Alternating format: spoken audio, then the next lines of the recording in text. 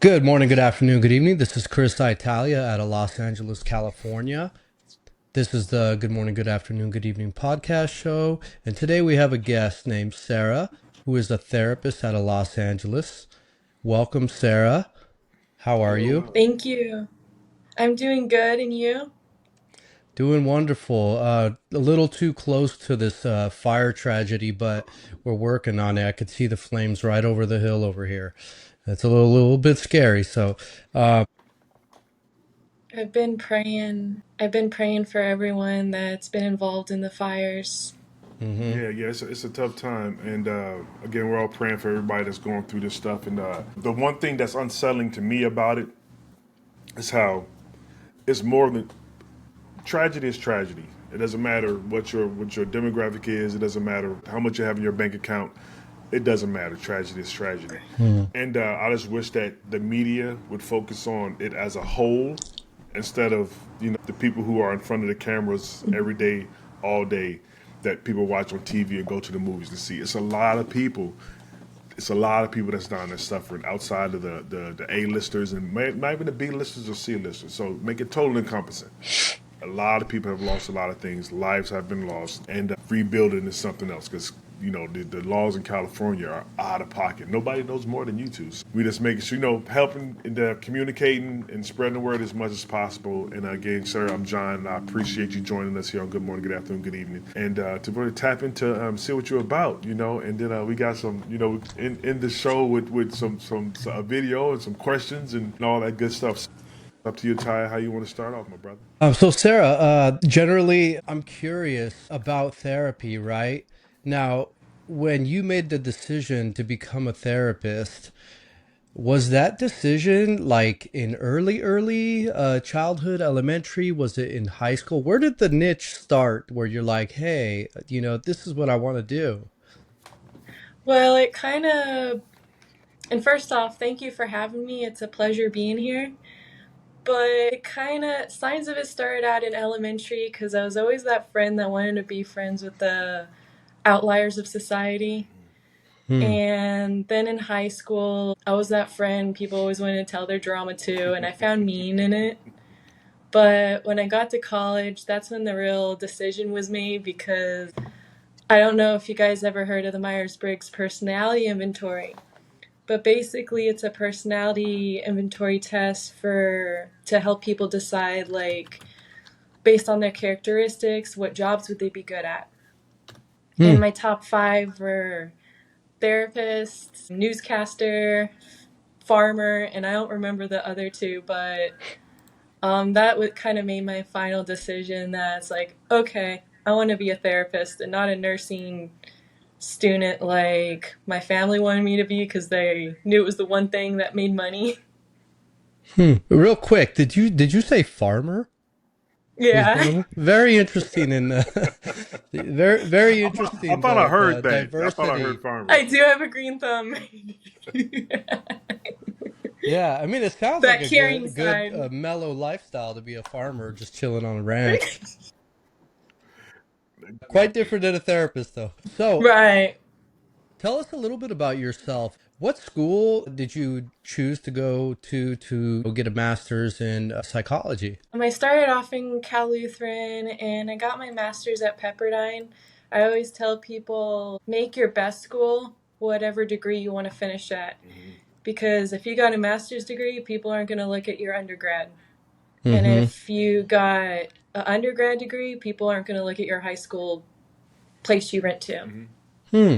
That's great advice. Yeah, I love that. Pepperdine is right here in Malibu, which is in an evacuation zone right now. And, I hope everybody's safe over there. So, another thing is what inspired you to become a therapist? So, we talked about, you took this little test, you wanted to be a therapist, but what was your real inspiration? Like what did you want from it? I found meaning in helping others. I just wanted to be able to make a difference in my community and teach others the life skill I learned.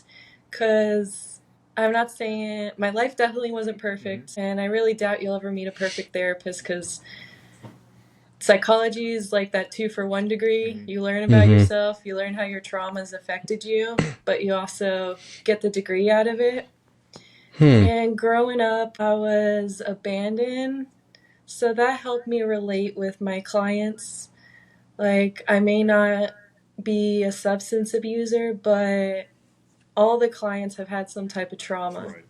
Hmm. whether it be abandonment, whether it be lack of social interaction with others, Hmm. or sexual trauma. Right. Right. Trauma's trauma across the But I board. did always find addiction fascinating, how it affects the different parts of the brain. Right. Hmm. So, quick question. With that being said, you being a therapist, what is your field? Like, what would that title be? Like, if somebody, how would they research or find you if they wanted to tap in with what their concern might would be? I'm not going to say problem. I'm not going to say issue. I would say what their concern might be about their mental health. So, what is your title? What is not so much your title, but what is your field of expertise? So, like, how would someone tap into what their issue Yeah, is? yeah. So what is your first? What is your field? What is your field? I'm a marriage and family Right. therapist. When someone wants to tap into their issue, I try to get them to tap into their self. Like the other day, I had a client ask me, she's like, why do I get hard homework? And my boyfriend, he gets easy homework. And I'm like, because you give me content. Like, you're the more Hmm. successful one out of the pair. Right. And Hmm. he's just like, oh, everything's good. Hmm. Yeah. So being vulnerable, and then when someone's vulnerable, you can help them easier, Hmm. building that trust. Right. And I don't know, does that answer your question? yes, it definitely does. So it just gives me the parameters as far as how it is and what it is that you help people. But in your experience, what are the most common challenges that you see couples that face today? Some of the most common. With couples, you always have that one person that's dependent on the Hmm. other, and then that one person that likes to take leadership. Occasionally, you'll find like two leaders in Hmm. one thing, and then they like bash heads. Hmm. Oftentimes, a lot of the clients met through using, and Right. then using bonded them. But like when you take the using away, it's like you took the bonding away, and now you got to refine yourself. Right. Right. And I always tell clients, like, you can't get mad at your partner for like being emotionally being emotionally exploding in a sense, Hmm. because that's like years and years of voided emotions, Hmm. and emotions don't go away. It's kind of like lava in a volcano. Over time, it's going to erupt if you don't process them. And that's why oftentimes, like, small problems lead into huge problems if you don't address them. Okay. Okay. Hmm. Like the other day, one of my clients was like, oh, my boyfriend's like doing something suspicious because he's cooking and not joining me, but I don't want to confront him. And I'm like, if you find this important to you, you need to confront him. And then turns out she confronted him, everything was okay. It was more than what she Hmm. thought it was, or nothing, or Yeah. not even so much Hmm. more than what she thought it was. It was nothing of what she thought it was. Yeah, exactly. But how do you approach situations when one partner is ready to work in a relationship, but the other is like resistant or disengaged? Hmm. What advice would you be willing to give to the willing partner versus what you will give to the disengaged partner? That's a hard one. However, when I'm faced with that, like as therapist, you can't really make the decision for the client, Right. but I'll ask them, I was like, what's your motivation out of this? Like, what do you want out of this relationship? How much effort are you willing to put in? And if only one of you's willing to put in effort, like you can try to do it, but it's most likely not going to work. But it'll help them see their mission for each other. When I say that, like, just trying to help them evaluate the situation. Because oftentimes, like, even when that one person doesn't want to make it work, there may be like that small part of them that does want to make it work. True. True. I got that. So I have a question for you too. I have two questions. The first thing is you talked about you mentioned trauma earlier. Is that a passion for you to work with people that have trauma? Is which part of therapy do you really like enjoy treating, right? Which diagnosis, let's call it, is the one that like you're like, hey, I really like working with these kind of individuals. Absolutely, the trauma and the. I'm starting to learn more about the codependent people, Mm-hmm. but those can be more challenging. But I like dealing with the traumas, because it gives you a variety of people to work with, but it also allows you to tap into coping skills. And I feel like that's the main source, that if someone is going to get anything away from therapy, like I want them to get coping skills or learn to love themselves. Because Hmm. if you don't love yourself, you're like closing the door on opportunities. Hmm. When more doors open when you love yourself, because other people feel that vibe. So my mom used to always tell me, you gotta love yourself first before you can love anybody else. So, and this is a different kind of question, but I wanted to know really what you think are some of the misconceptions of therapy. Well, what is your belief about some of the misconceptions that either the population may have, or maybe the stigma, whatever it may be? What do you think are the misconceptions that people may have when going to therapy? One of the misconceptions I hate in our current society, but it is getting better, is the idea that people see crying as a source of weakness, Mm-hmm. when it's Hmm. actually a source of Strength. strength, because you're allowing yourself to get relief. You're allowing yourself to express yourself. And if you don't allow yourself to express yourself, it's going to create a bigger problem. And also, another one that still, we're starting to get out of this, but the fact that who are only people with issues go to therapy. Like they say, every good therapist has a therapist, Yeah, I've heard that. because it's a matter Hmm. of processing things. And therapy is sometimes like just having a good friend, just having someone you can meditate with.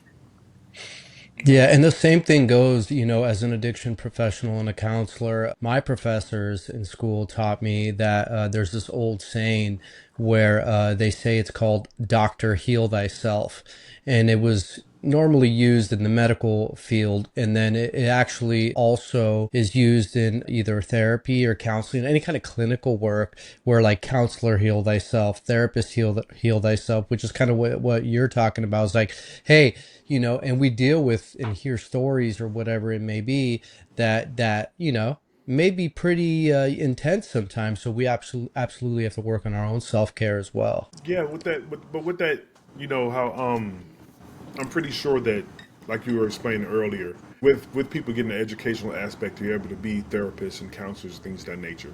And I'm pretty sure before that was actually people went and engaged in higher education to be in those positions to be able to give advice to people. Your first counselor is probably your parents or your best friend or somebody around that Hmm. nature. But the way that social media and technology has changed, how have you seen Hmm. these? How have you seen these factors impact like modern relationships? And what strategies do you try to recommend for healthy communication in this digital age? Hmm. So, like, how to help people who are getting used to communicating through the internet, kind of thing? Social media. 'Cause, social media has degraded. I feel like it's degraded brain cells. Since it's become more Absolutely. popular. So I Hmm. feel like social media is increasing a increase in people that need mental health, hmm Hmm. but not like a good increase, because more children are dealing with depression because we're lacking that social engagement. And I feel like Hmm. COVID was like the first real life thing of that, because everyone started to be isolated. But to go back to your question on how to deal with isolation and social media, I'd say just limit yourself to social media. Like, social media as a tool hmm to get this information, get posted on podcasts, but don't use it to like identify your sense of self. Like, don't see your self worth as how many likes you get on Instagram. Like, sure, it's an ego Hmm. boost if you get like 10 likes, but it doesn't define how handsome or how pretty you are. I know, cause Hmm. and it's not to pick and choose or just to pick fights or bring up old. I try to live in the future. I try not to live in the past. I try not to hold on to certain things because there's no advantage for me to do that. I was in a relationship, many moons ago, and she would always be on me, but how come I didn't like my, how come you didn't like my post, or how come you didn't comment, or how come you doing that, like as far as looking for validation through social media. And I wonder if that is like a self loathing thing that might cause someone to feel that way, or is it something that they're reaching out from their partner to be able to validate them, or what validation are they looking for? Would that be more specific on individual, or is that generalization as far as what that issue could be? I like how you mentioned that because sometimes partners will like see things one way, but it's not. It's another. And oftentimes when like say your partner's like, "Oh, why didn't you like my picture?" It's a sense of lacking validation or feeling like say a wife thinks she deserves a like for every single picture Mm-hmm. kind of thing. Sometimes you have clients that will get jealous because of that. But oftentimes, people, we look into things too much. Hmm. Like, for example, I told someone before, your mind will believe whatever it tells it. If you tell yourself, like, oh, my husband's cheating on me, oh, my girlfriend's cheating on me, then say you're shopping together. You look down the aisle, you see your partner, like, looking down the cereal aisle, but there's, like, someone going through that cereal aisle. Like your mind could tell it like, oh, he or she's like engaging in lustful behavior when really they're just looking at the cereal. Just looking at the cereal, that's nothing to Hmm. do with you. So exactly. So Hmm. oftentimes people will just dig into things deeper. And if I was in that situation where like my boyfriend when it was like, why didn't you like my post? I'd be like, I'm sorry, I could like it now, but um what's it mean to you if I always like it? Like if Hmm. I always like your pictures, um, does my like still have meaning? Because some Hmm. pictures I'm gonna like, some pictures I'm not. Just like picking Interesting. out the right dress. And it doesn't necessarily have anything to do with you that for me to like or dislike the picture. It's just that it's a picture. Why you liking that girl? Hmm. I Exactly. want you to block that person on the internet.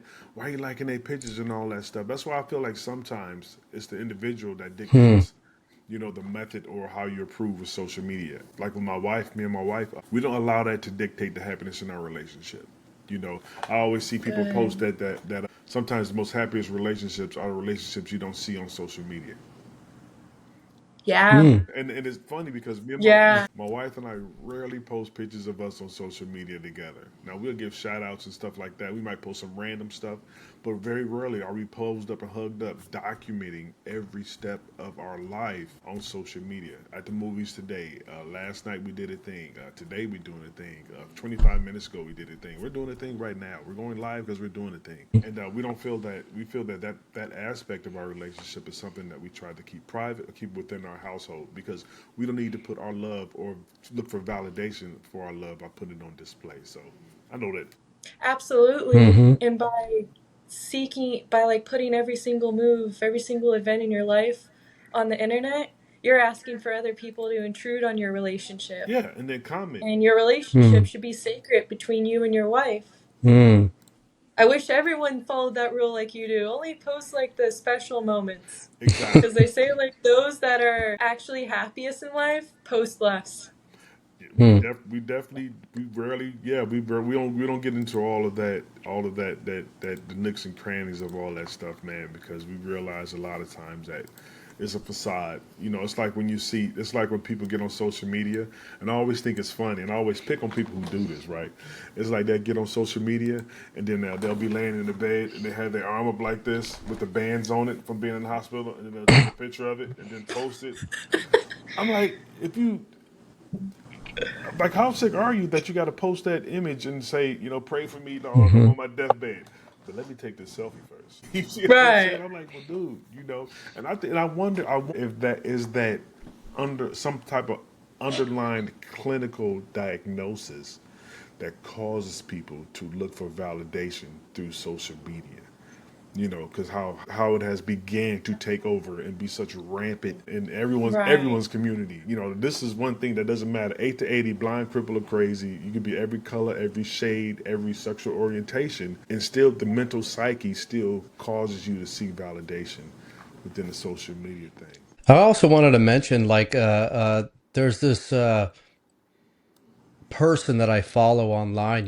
He's just a great motivational speaker, and he talks about how, like, telling everybody your problems and how unhealthy it is.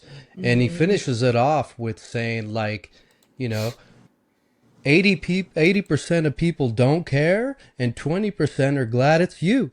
So Those are it's another thing. It's like, why would we share our problems with the entire world, right? Because then we're like, Right? we're allowing feedback possibly from the wrong source, or can get the wrong people can get the wrong impression of us. Maybe our reputation gets impacted. So I thought it was great hearing that. And it's important for people to kind of take that into consideration. So, I mean, at least for me, my motto is more of like, if anybody should know about my problems, it's probably me and my family only. So Yeah. yeah, and I feel like it's important, and if that could help somebody that tunes in from our audience, it helps me work towards more of not focusing on problems in the first place, because everybody has them, and we could start focusing more on like solutions and things that, like, don't attract chaos, right? Because if you share your problems all over the place, you're attracting or welcoming chaos sometimes. So I had another question for you. What are some Could of I the add most one thing to effective? that Yeah, before yeah, you yeah. change Go the ahead. subject? Yes. Like when people have an argument, because no relationship's perfect, but every relationship's gonna go through arguments. When you go through those arguments, you need to validate your partner. Never ever say, don't feel this way, don't feel that way. Like, that's Hmm. one thing for me that'll set me off more. Because Hmm. it's like, your partner and you're entitled to feel however you feel. But it's coming up with a solution and saying, okay, what can I do to make this better? Hmm. And same thing for yourself, and same thing for your partner. Like, how can you work together as a team for this? Very important. I totally agree. In my relationship with my fiance, it's got to be a team effort, and we both got to put that energy in together, and that's how we make it work and overcome things. I like that. I like that. So, what are some of the most effective ways people can boost their emotional intelligence? What do you feel like, let's say, either a coping skill or any way someone can personally boost their emotional intelligence? I would say their faith, having a solid faith foundation, whether that be spiritual, universal, whatever that is, building Hmm. a relationship with their higher power. I'm a Hmm. big fan of those activity self help books. Like, I Hmm. have one book, it's a gratitude book. And, like, whenever I get upset or something I find disturbing, I'll open up my gratitude book. And Hmm. it's a way of, like, reframing the mind, um, and thinking of it differently. I tell my clients, you got to think of your thoughts as bus stops. Okay. You can choose to get on that bus. You can choose to give it your Hmm. time, that $1, and stay on that bus, or Hmm. you can choose to let it go by and let it not disturb you because it's only a thought, it's not an action. Which reminds me, because you bring up spirituality, there's so much misconception about spirituality, but my version is more about like, how can I be better person today than I was yesterday? I consider that practicing to be a little more Yeah. spiritual, right? Just doing a good deed or practicing some kind of good principle that makes me better person today than I was yesterday is aligns for me at least with spirituality, and anybody Absolutely. can tap into it, right? Anybody can practice a principle of doing something, good for themselves or someone else just to be better, right? A better version of Right. themselves. Yeah, so spirituality is definitely important, and it's different for everybody how they understand it too, and that's what's cool about spirituality. It doesn't have to be And just tied to anything. building your morals. Like, one of my good friends asked me, Sarah, why are you so nice to everyone? And I said, I just treat others like I'd want to be treated. Yes. Like, that's one Yes. thing they say in Christianity. Yeah, Hmm. you want to reciprocate the good deed. You know what I'm saying? And Mm, a Absolutely. lot of times, you'd be nice, not even looking for the reward of being reciprocated in that good deed. It Right. just happens. Just be a mm-hmm. nice person, because it takes more effort to go out of your way to be mean than it takes for you to be nice. Just like they say, it takes more muscles Mm, in your face to frown than it does to smile. So it kind of all mm, Yeah. tells and works together with that. And I know a lot of times when people look at, like you mentioned it earlier, a lot of people look at seeking therapeutic help or therapeutic relationship with somebody to tap in or diagnose or look at certain aspects of their life and figure out what's going right as not what's going right other than what's going wrong. So when couples are dealing with what I'm getting to is like when couples are dealing with significant life transitions like becoming parents, career changes, aging, moving to a different locations, what are some of the practices or mindsets that can help them adapt and grow closer when they feel like they're drifting apart? So, what are things they can do to strengthen their marriage versus as a whole, as a couple, versus what this individual will do and what this individual can do? So, what advice would you give to a pair versus a single? Well, first off, maybe engage in bonding time, Mm-hmm. things that you would do like alone, but you can do together. Like, this doesn't work for everyone, but also dream analysis. Like, if you're going through a transition in life, maybe analyze your dreams more, assuming that you remember your dreams. That's the hard And part. That would remember be the hard part for dreams. me. That would be that. Right. Another thing to do united is make that date night. Remind your partner how mm, much you love them because we take our partner for granted all the time. Consistent. mm, I had, like, I took a sex therapy class, and one of the things they say for couples that, like, don't want to be sexually intimate but want to get more Mm-hmm. intimate is, like, hug your partner 50 times a day. Mm-hmm. mm, Maybe 50 times is, like, more for someone that's, like, not emotionally connected, Right. but mm-hmm. just hug your partner daily. Maybe give each other a massage, let each other know it's going to be okay. Mm, One of my clients, they were going to be gone separated for a while, and her last homework assignment, I told her, I was like, give your partner a massage and have him massage you back, because do what you can to build that emotional connection, to build that physical contact. Mm-hmm. mm-hmm. Because if you lose sight of that physical contact and say let a child take over the world, I can almost guarantee you your relationship's going to crumble with that child coming in, Exactly. Yeah. because you got to have a foundation. I was waiting for You that got F to word. I was have waiting for that word the foundation. effort. Yeah, I was waiting for that word Yeah. foundation. Because if you think about it, and and I always wonder, you always see the movies and stuff when they have the psychiatrist talking to the star or the person in that show, and they're saying that they always equate what their struggle is to childhood experiences. Mm-hmm. I'm not, me, I'm not even remotely a therapist. I have talked to therapists in the past before, but there's a lot of that. Is that a lot of that like factual in its essence to where when people starting to figure out certain things in their life, and then it retorts back to being what happened as a child, certain things they might have seen, experienced, certain things they might have heard that they're carrying on underlined, and they haven't tapped into it to really figure out what's going on. Absolutely, Mm, because as a child, your parents are your first example. Mm-hmm. Now, say you have like a abusive parent, you'll see that as like a norm. So most likely you'll go for like abusive partner, whether that be physically, emotionally, and you'll see it like, oh, okay, it's okay. It's his way of loving me. Yeah, I heard But that then before. later you mm, develop more, and you're like, why do I always get the same type of partner? It's because you haven't processed your traumas. You haven't processed what has been on in childhood for you. What does that mean to you? Like, how did it make an impact on you being having a traumatic experience versus like having the perfect, normal family life, right? But Like, I mm, it grew also up, questions what is perfect and normal in whose eyes? Who's the judgment of what right? perfect and normal is? Like, I grew up with a family that fought a lot, Mm-hmm. and it developed me because instead of like whenever fighting would start, I'd focus extra hard on my homework Okay. as a way of mm, like reframing my mind. and it allowed me to develop more of a tolerance and be more understanding, not let someone's energy impact me as much, because I'm pretty Hmm. sure I'd be dead meat by now in my job if I was like that. But Hmm. Sarah, this is a good transition to what you just said.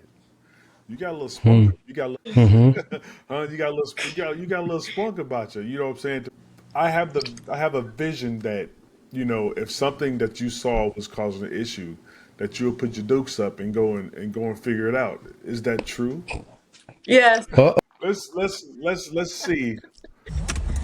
see what we're talking about here. Who was that in the black coat? Oh, damn. Good job. Look It's at me you. in the black coat. Look at you. You had the leg lock That's a on, good buddy, though. improvement. man. That is absolutely awesome, though, with the silver Hmm. pants on, though. You came in looking like a superhero. So what was Which I don't Thank recommend you. the audience to do. Get into something like that. But what first and happened? foremost, let's not recommend that at all. Yeah. However, what was going through your mind when you saw that gentleman running with your stuff? What did he snatch? So let's back up. Yeah. So first off, the guy snatched my phone, which was like sitting right in front of me, but I didn't realize it right away. Hmm. And someone told me, like, that guy just took your phone. And then a guardian angel, I'll call him, Hmm. he's like, "Oh, can you track your phone down? Let's go, like, get in my car. Let's go track it down." And this Hmm. guy is like so nice. He left his like 12-year-old daughter Hmm. at the restaurant Oh, and have took mercy. me with his Hmm. wife to go track down this guy. And Hmm. his wife was like, her motivation for filming it was like so no one can say like nothing else happened. Yeah.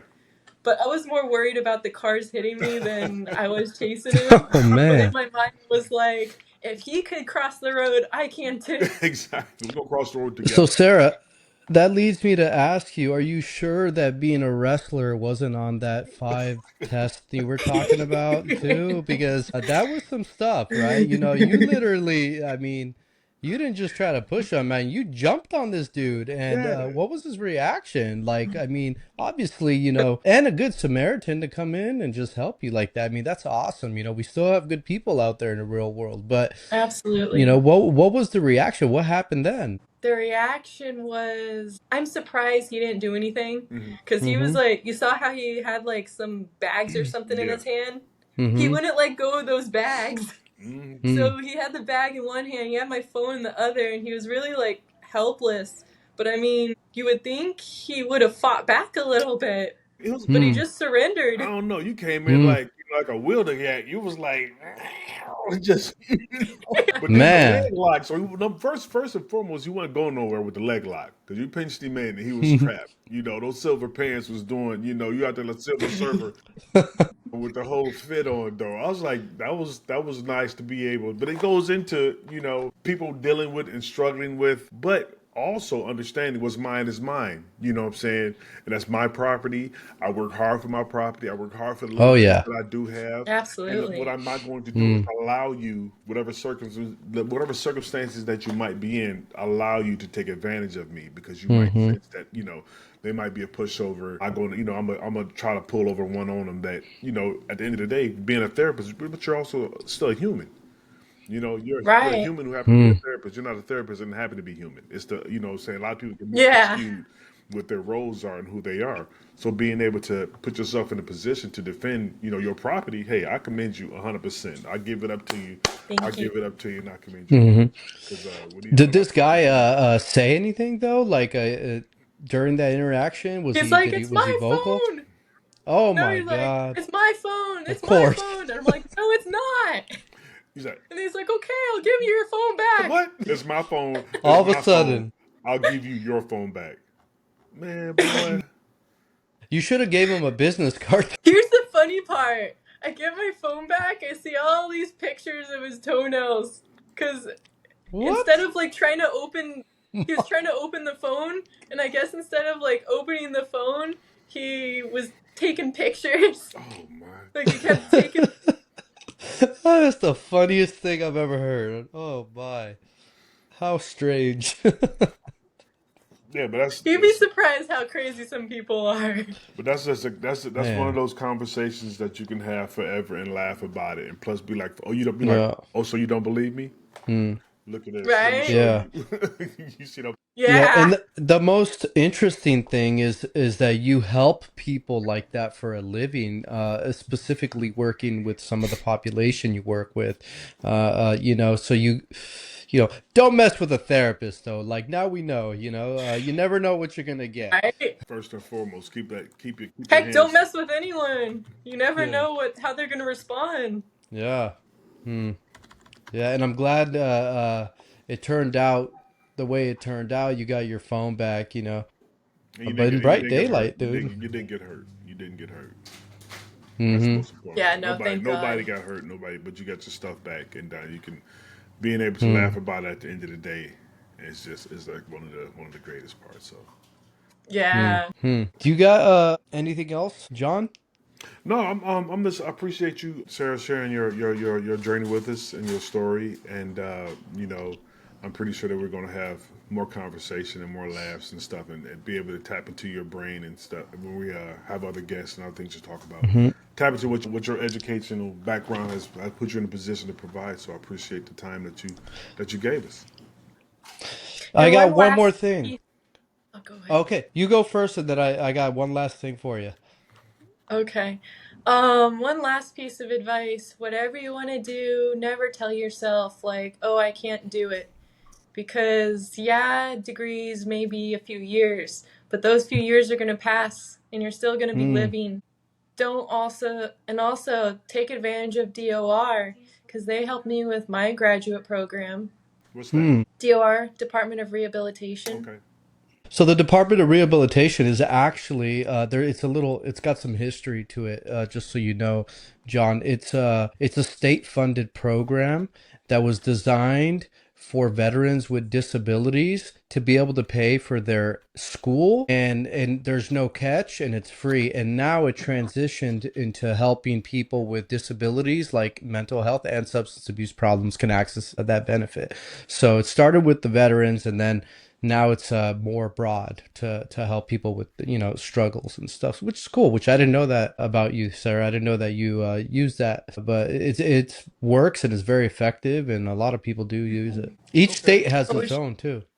Department of But Rehabilitation, anyways, DOR. you answered the question I was going to ask you. I was just going to ask you: is there any quotes that you would like to share with the audience if you were to um, invent one? just always believe in yourself. And the minute you start feeling like I know everything, is the minute you'll stop learning because you Ooh, gotta have an open humility. mind to succeed.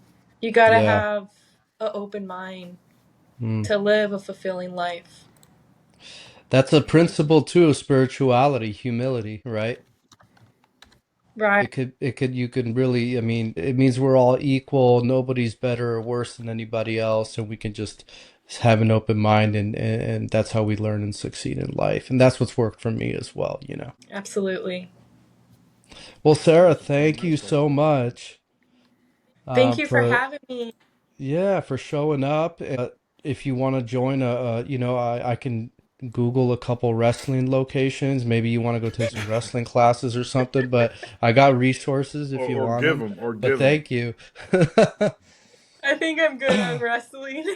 I'll just Yeah, stick or you with the could gym. teach people how to wrestle. That's what's up, man. Cool. Again, sir, I appreciate you sitting down with us and chatting it up a little bit. I hope you seem you was at first you had mentioned that you was a little bit nervous, but I told you just act like you talked to a couple of people and we just happen to be on Hmm. two different coasts of the United States. And again, I just want to give another shout out to everyone that's struggling down in California.